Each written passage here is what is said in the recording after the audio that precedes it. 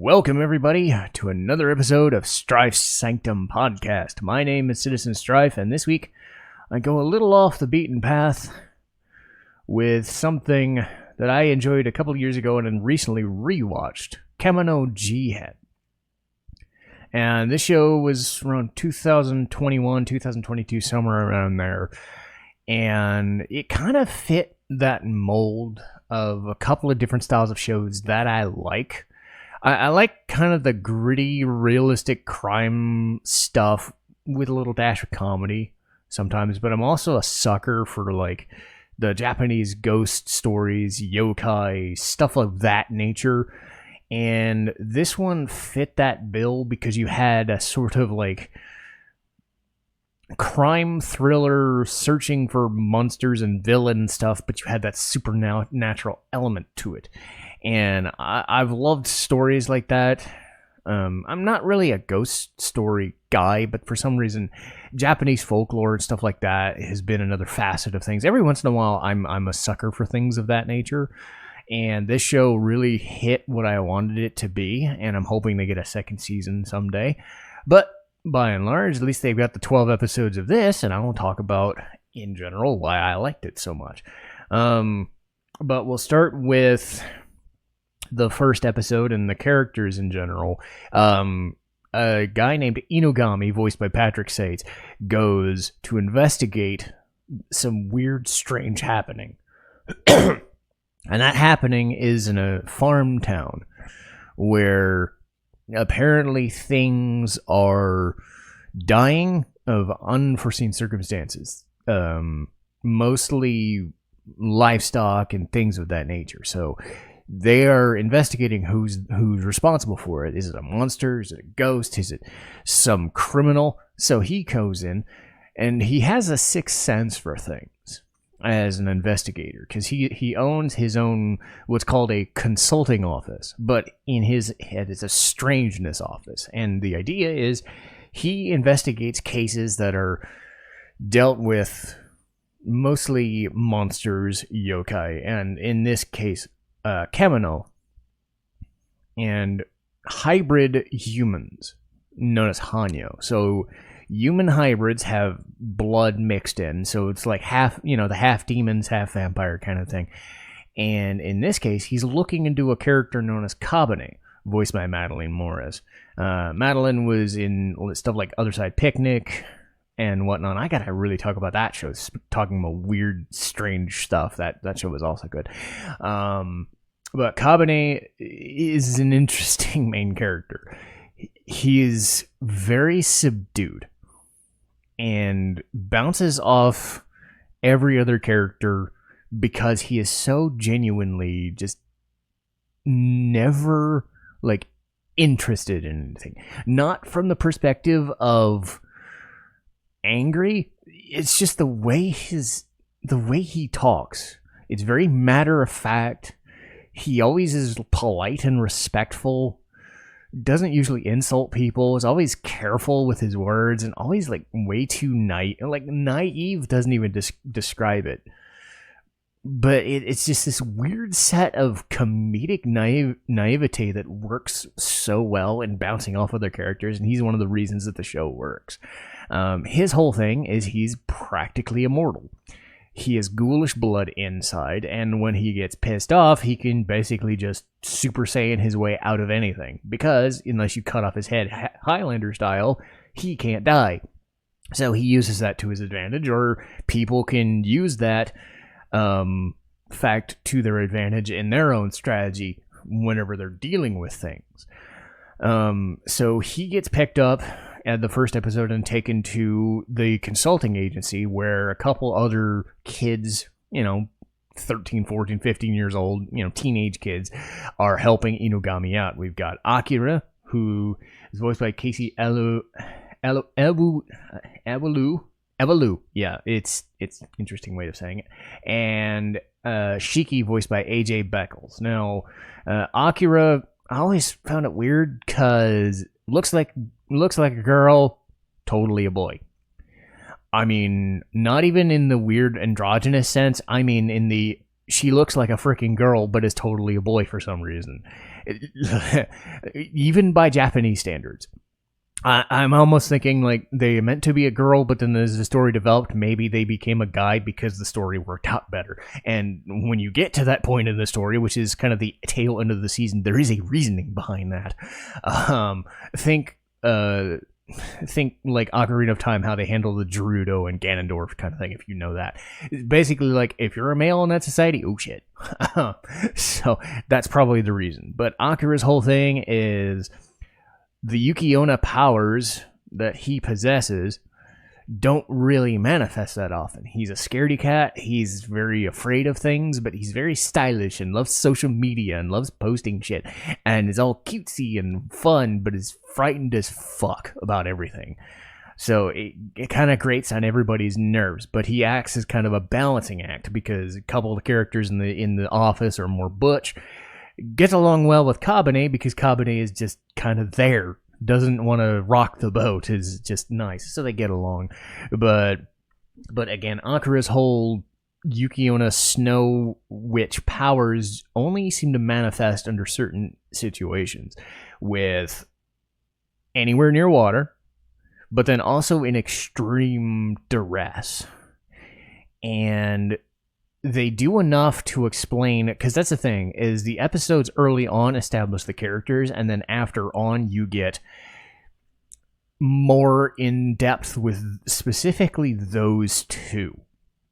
And Akira's arc is like the last few episodes, and dig into the backstory, dig into why he's a male, why it's such a weird thing, why that society he comes from is the way he is, why he's even in Tokyo to begin with. Shiki is an Arachne Hanyo hybrid, and he gets to, do funny things with thick thread and webbing and spider junk. He's a bit more of the angsty, annoying archetype, but he slowly gets better as the show goes along, and you kind of understand why. Characters like that drive me up the wall a little bit, but at the same time, when you understand who he's looking for and why he is the way he is, I will give this show credit for being as comedic as it is. It does a very good job of making you feel for the characters when you have to, because they don't shy away from gore, they don't shy away from very dangerous things, they don't shy away from some very icky fucking subjects. And Shiki in general has one as well in the midway of the season, so you slowly peel back the layers, and he's kind of tsundere-ish to Kabane, and Kabane's like, dude, just whatever, it's fine. And again, that's the benefit of having Kabane as a main character. He's not a complete dope, but he just doesn't seem fazed by anything. He's just like, he hears something and is like, okay, I'll do it. He's very earnest, and it just balances everything out. You've got Inugami running everything as the sly detective. You got Kabane being the complete fucking, I'll just do whatever. I'm here to do a job because you asked me to. And, on occasion he'll get pissed off and do what he needs to do to survive, because he gotta. Akira, fucking scaredy cat beyond belief, but then when in duress will try to man up and do things for himself. And then Shiki is just there to be annoying most of the time, but it balances itself well. And then you have another side set of characters that are the Kitsune characters, the Fox characters, and kind of the main villains, but not really. I think they were kind of established in the season as the villains, but you're left to your own devices, as there going to be threats if a second season ever gets made. So that I guess that's one little drawback, is because they were focusing on establishing the main characters, the main villains are just left as, we'll get to them when we get to them. But they're enough. The main one is Yoko Inari, who's running this police force. Basically, she can enchant everything. and bend everybody to their will because they're stupid humans. They don't know how to deal with fox demons, and she's apparently super freaking beautiful, even though her face is kind of warped in a weird... it's the eyes, I think. Beautiful woman, unless you look at the eyes and look at her face straight away. It's just kind of weird. Not that it bothers too much, but again, she's voiced by Kristen McGuire, who was also a fox in a different show that I really liked, Helpful Fox Senko-san. Go back and watch that show. It's one of my favorites. I also did a podcast on that one too. But yeah, she's playing it as the sly, I run everything and I'm after you, but I'm totally not after you, but we kind of agree to disagree, and sort of it's on the side of things. She sends people after Kabane because he's got this thing all around his neck. This necklace is part of a stone that apparently either gives eternal life or gives superpowers or something of that nature. It's something of protective means that has a lot of power, and she wants it. So she sends multiple different kitsune, a male and a female one. The female one even kind of forms a kind of cute relationship with Kabane, because of course she does. Because Kabane is just there, and she tries, and then that doesn't work, and she's left to her own devices, and they get another one who's a little more of a, the boy is a little bit more I'm gonna burn you. I don't like you. I'm gonna burn you, right? So you contend with all that in the background while they're dealing with all of their side shit, but it does enough. Again, think of this as that precursor season. You get to see the main players, you get to see all the things at work, and you get just enough kind of what these power sets are, who these characters are, why you're supposed to care.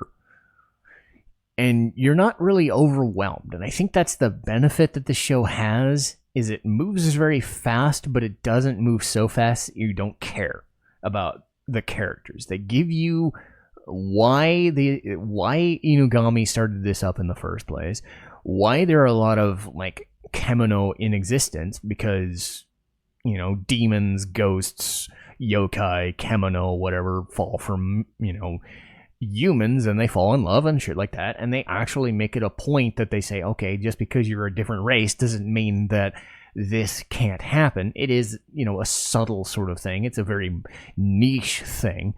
But they don't shy away from it. That's his whole thing, is I deal with cases that are beyond the police's control. And when you see their actions, when you see what Kabane can do, you can see what Akira on occasion can do.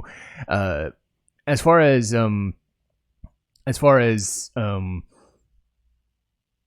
Inugami's power set too, he's more of the observer. He's able to transform into a tanuki, or sort of a raccoon, and kind of look and watch. But he's also got like the Ant-Man thing where he's like really powerful in a smaller form. Don't ask me how.